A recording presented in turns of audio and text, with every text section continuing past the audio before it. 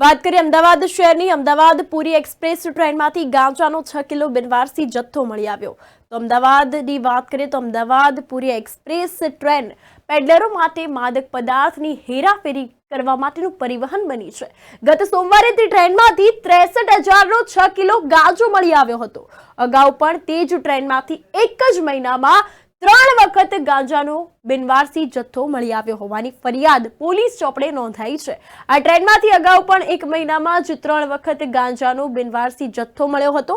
અમદાવાદ પુરી railway attendant તરીકે ફરજ બજાવતા બિક્રમ જાટુએ ગત તારીખ 29ના રોજ અમદાવાદ રેલવે મથક પર સ્ટેશન માસ્તરને એક બિનવારસી હાલતમાં મળેલ થેલો જમા કરાવ્યો હતો, જેથી બેગમાં પ્રતિબંધિત પદાર્થ હોવાની શંકાના આધારે અમદાવાદ રેલવે પોલીસે એક્સપ્રેસ ટ્રેનમાં થેલાની તપાસ હાથ ધરી હતી।